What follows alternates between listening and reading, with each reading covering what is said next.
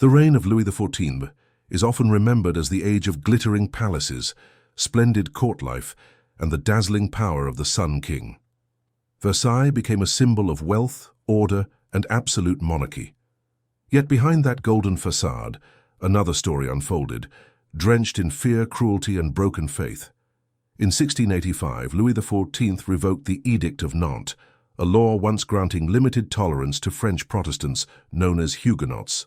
For decades, these Protestant families had managed to live in uneasy peace with their Catholic neighbors. But with the stroke of his quill, Louis declared Protestantism illegal, and persecution became state policy. The king believed religious unity was necessary for political strength. To him, there could be no division within the body of France, no rival faith under God's ordained monarch. Conversion to Catholicism was not just encouraged, it was demanded, and those who refused soon found themselves at the mercy of violence. At the heart of this persecution were the Dragonnades. The Sun King's soldiers, rough cavalrymen known as dragoons, were not sent to guard borders or fight foreign wars. Instead, they were dispatched to the homes of Huguenots with a single purpose: terrorize them into conversion. Families heard the pounding of hooves before dawn. Soldiers stormed into houses, eating their food, smashing their belongings, and bedding down in their rooms. The presence of the dragoons was not neutral. It was sanctioned torment, designed to crush resistance by daily humiliation. Witnesses recalled soldiers urinating in wine barrels, slaughtering livestock for sport, and mocking prayers at dinner tables. Children were sometimes beaten for refusing to cross themselves.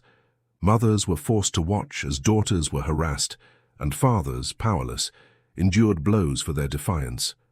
The Dragonnades blurred the line between torture and occupation. Huguenot households were turned into prisons where the tormentors never left. Sleep was shattered by drunken singing and threats. Every hour was a lesson in despair, every minute an invitation to abandon one's faith. Some yielded quickly, exhausted by the relentless harassment. They signed the papers of abjuration, declaring themselves Catholic, if only to spare their children more suffering. Yet others clung stubbornly to their beliefs, whispering psalms in secret while enduring the cruelty of the king's soldiers. But Louis's campaign did not rely on dragoons alone. Torture in courts and prisons became another tool of persuasion. Huguenot men accused of holding illegal gatherings were stretched on the rack, their joints cracking as interrogators demanded confessions. The pain was meant to crush both body and spirit. In some prisons, thumbscrews were used, slowly grinding bone and flesh until cries echoed down stone corridors. A few victims fainted from the agony, only to be revived and questioned again. Their supposed crime was worshipping in a way the state no longer permitted. The king's ministers cloaked this brutality in the language of salvation. Every forced baptism, every coerced conversion was recorded as a victory for the Catholic Church. Yet, to the victims, it was not salvation, but desecration, a faith hollowed by terror. In villages across southern France, entire communities faced ruin. Fields lay untended as men fled to the woods, hunted by patrols. Women gathered at night in caves or barns, whispering hymns that once rang openly in their churches. The secrecy itself was dangerous. If caught, punishments were severe. The punishment for defiance was often public, designed to instill fear. Men were flogged before neighbors, their backs bloodied until they collapsed. Women were paraded through villages, mocked for their stubbornness, their dignity stripped away alongside their faith. Children, too, were not spared. In many towns, Protestant children were seized and placed in Catholic households or convent schools. Their tears meant nothing. They would be raised in the true faith, while their parents were left broken, mourning the theft of both blood and belief. The psychological torture was as destructive as the physical. Every Huguenot knew they lived under constant suspicion. A neighbor's whisper, a child's slip of the tongue, or a servant's betrayal could bring soldiers crashing into their home. No place felt safe. Those who attempted to flee faced their own horrors. Leaving France without permission was a crime. Men caught at the borders were often sent to the galleys, chained for life, rowing in suffocating heat and stench. The sea became another grave for those who dared escape the Sun King's grip. For women, the penalty was imprisonment. Many were confined to damp dungeons where disease spread quickly, their only crime being loyalty to their faith. Some never emerged again, their names forgotten, their lives consumed in the darkness of cells. Versailles, meanwhile, glittered with endless balls, fountains and golden mirrors.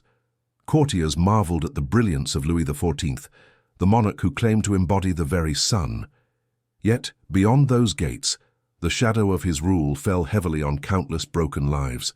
This contrast between splendor and suffering was deliberate. The king wanted his subjects to see not only his wealth and power, but his ability to dictate the soul of France. For Louis, persecuting the Huguenots was not cruelty but duty, a performance of authority. And so, beneath the golden throne of the Sun King, the cries of the tortured mingled with the music of court musicians. The suffering of the Huguenots became invisible to those dazzled by Versailles, yet their agony was etched into the soil of France itself. By the late 1680s, Louis XIV's war against the Huguenots had spread like fire across the provinces. The king's decree to unify France under one faith was no longer a policy whispered in Versailles. It thundered in every town square, backed by the iron boots of soldiers. The Dragonnades were now systematic. Whole regiments of dragoons descended on Protestant villages, not to fight an enemy army, but to shatter families. Drums pounded as they marched through narrow streets, a chilling sound that told every Huguenot the torment had arrived. Soldiers burst into homes with violence disguised as discipline. They demanded that families kneel before Catholic priests or face ruin. Doors were ripped from hinges, tables overturned, and sacred Bibles burned in hearths as trophies of conquest. The king's men used terror not as punishment, but as persuasion. If a family hesitated to convert, soldiers turned their house into a nightmare. Mothers were locked outside in the rain, fathers tied to posts, children left shivering without food until their faith cracked. One common torment was the billeting punishment. Soldiers lodged themselves inside Huguenot homes, eating every loaf of bread, slaughtering cattle, and demanding endless wine. Families starved while their uninvited guests feasted and laughed at their misery. Resistance often provoked worse. Some Protestants were stripped naked and whipped before their neighbors, their cries echoing down village lanes. Others were forced to carry heavy crosses through the streets, mocked as they stumbled under the weight of their own persecution. Witnesses told of soldiers forcing families to dance to drunken songs while their possessions were destroyed. The humiliation was carefully staged. It was not enough to break their bodies. Their dignity, too, had to be crushed under Catholic triumph. At times, conversion was enacted with grotesque ceremony. A priest would be summoned, and trembling Protestants were ordered to sign a paper renouncing their faith.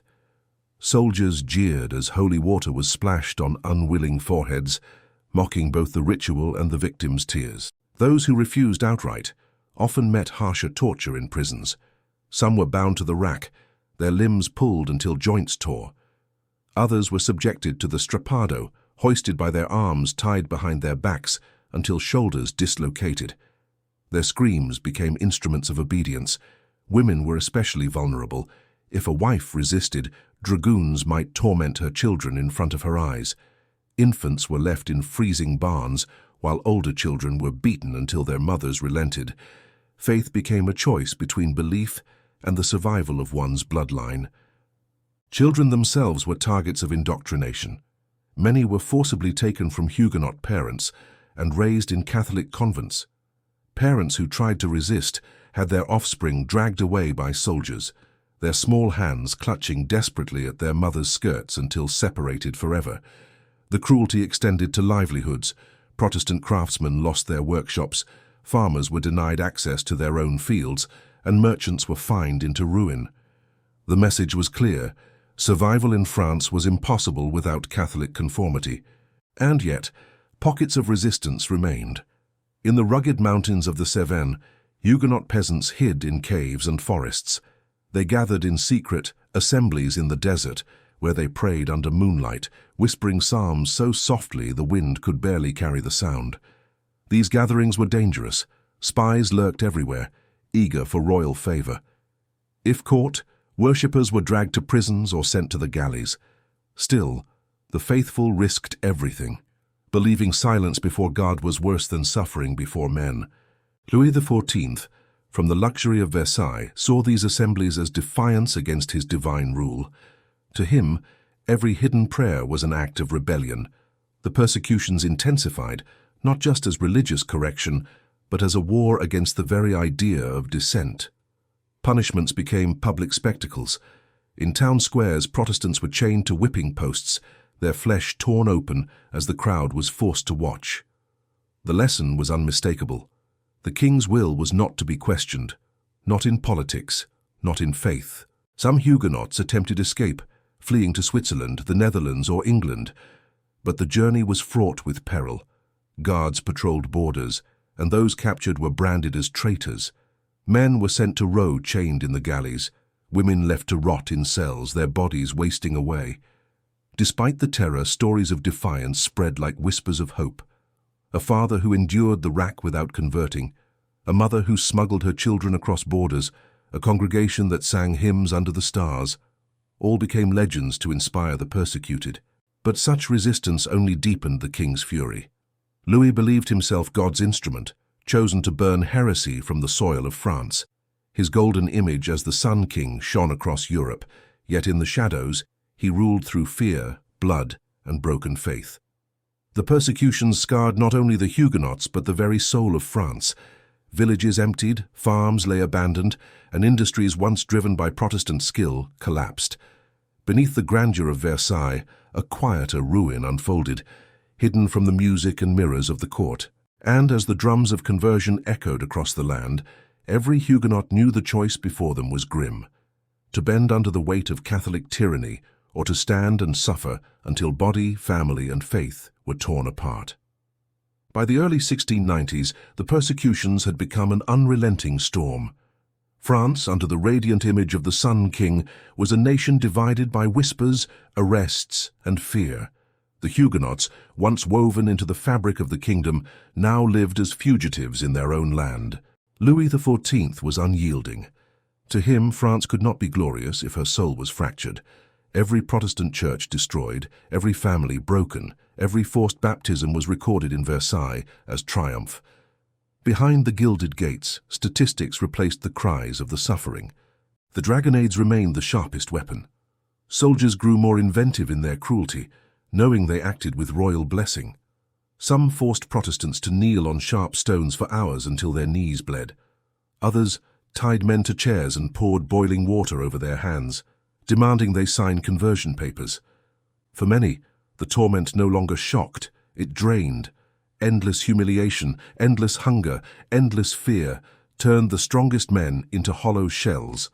Entire households abandoned hope, surrendering their faith not out of conviction but to end the nightmare. Yet others clung stubbornly to belief. In hidden barns, in caves, on mountain slopes, the Church of the Desert continued. Ministers who risked capture, preached by candlelight, their voices trembling with both fear and courage. Every sermon was a crime, every hymn an act of rebellion. Those caught at these secret assemblies faced merciless justice. Some were hanged before their neighbors, their corpses left on display as warnings. Others were chained together and sent to the galleys, where they rode until their backs split and their lives faded in salt and sweat. Women endured their own torments. Many were locked inside the infamous Tower of Constance, a damp fortress prison in Aigues-Mortes. In the darkness, generations of Protestant women carved secret messages into the stone. Resistor, faith, etching hope into walls that outlived their captors. Children too bore the scars. Taken from parents, raised in convents, they were reshaped into instruments of the very church that had destroyed their families. For mothers and fathers, the silence of a missing child was worse than any whip or chain. The economy of France bled quietly from the persecutions.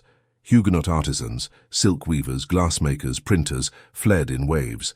Those who succeeded carried their skills to England, Prussia, and the Netherlands. Abroad, they flourished, while their homeland decayed under the weight of its own intolerance. Louis, however, celebrated this exodus as purification.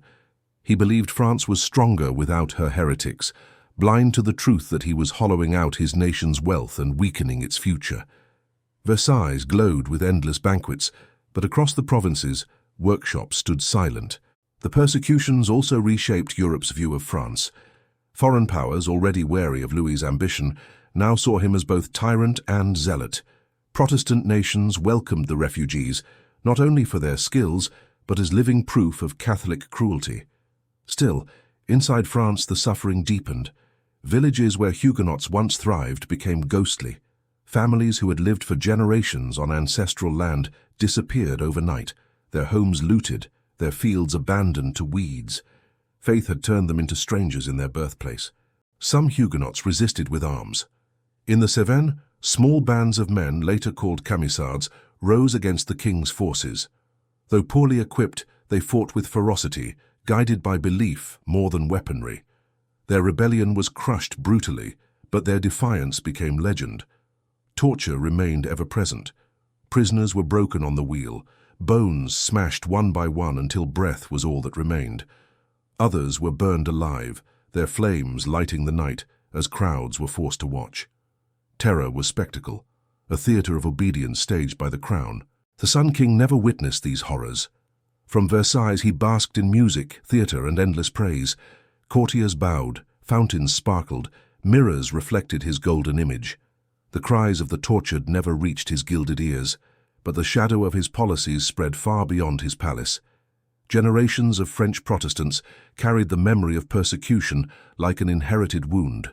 Songs sung in secret, names whispered in exile, prayers carved into stone kept their suffering alive. The irony was bitter. Louis XIV, who sought to unify France, fractured it forever. He imagined a single Catholic kingdom, obedient and strong. Instead, he created a legacy of division, exile, and resentment that would echo long after his death. For the Huguenots who remained, life became a silent endurance. They learned to hide their faith behind closed doors, to speak carefully, to bow outwardly while their hearts remained steadfast. Survival itself became an act of resistance. And so behind the golden throne of the Sun King lay a nation scarred by torture. Glittering Versailles shone as a beacon of power, yet beneath that light stretched shadows filled with suffering. The persecutions had silenced many voices, but they could not erase memory. Long after Louis's reign ended, the tales of dragoons, prisons, and broken families endured. The story of the Huguenots was no longer just about faith. It became a testament to endurance, to the human spirit that refused to be wholly crushed, even under the might of a king who claimed to be the sun itself.